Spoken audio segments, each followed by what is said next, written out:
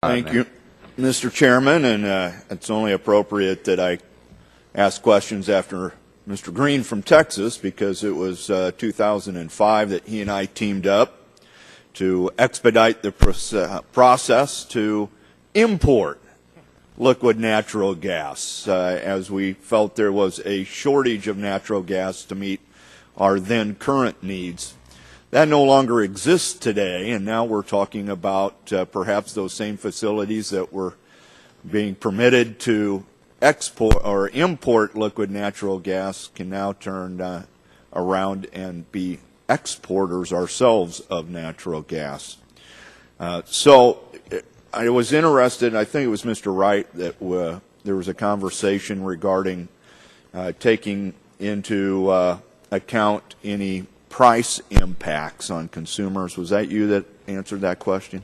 No, it was not. Was that you, Mr. Smith? Sorry, Mr. Smith. And so in regard, what was your finding on any impact on prices?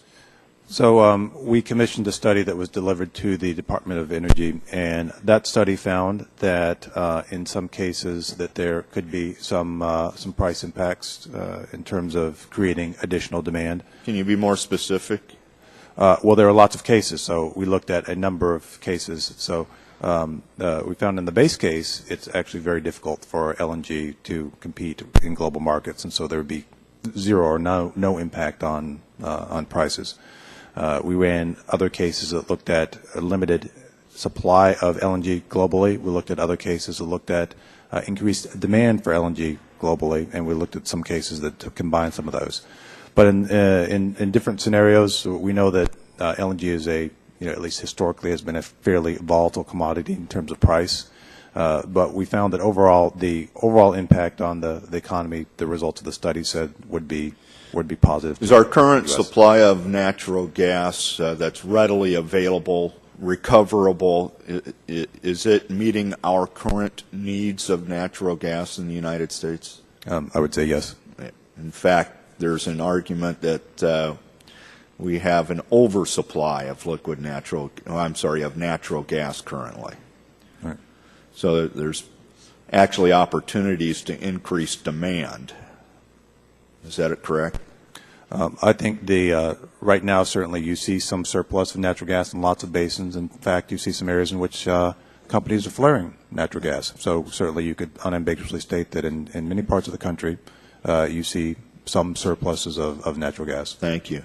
Mr. Wright, a question for you based off of the reason why we needed to streamline permitting of import facilities in the United States so we could take more natural gas, the amendment that Gene Green and I had. So currently now for exporting, what role does state and county and local agencies play in connection with siting of any LNG facilities under Section 7 of the Nat Gas Act? Well, actually under Section 3 of the Natural Gas Act. Or Section 3. Yeah, states are invited to participate in the process, and if they wish to assign an agency to comment upon it, they are to do so within 30 days of the filing of the application. So their involvement begins early on in the process. And counties and localities have the same ability to provide you information? Oh, certainly. Anyone has the ability to provide information to us. But they don't have the ability to stop a project now, other than if you take into account their comments. Well, that's part of what the environmental process is, the NEPA process.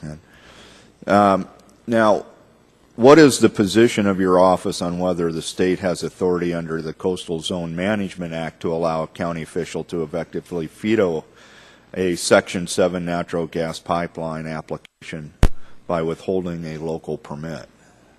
Well, that has actually happened. Thinking back, it was a proposal to bring a pipeline across Long Island Sound some years ago, and that was effectively vetoed by the federally delegated authority to the state. So that could happen again? Yes, it could. All right. And last, and this is to both Mr. Smith and Mr. Wright and Ms. Meyer, have you heard of have any lawsuits been filed against your agencies by environmental groups regarding permitting LNG export facilities? Mr. Smith? We would certainly expect all of the actions of the department to be scrutinized and contested. And in fact, we've had some legal issues that we're currently litigating. So yes. All right.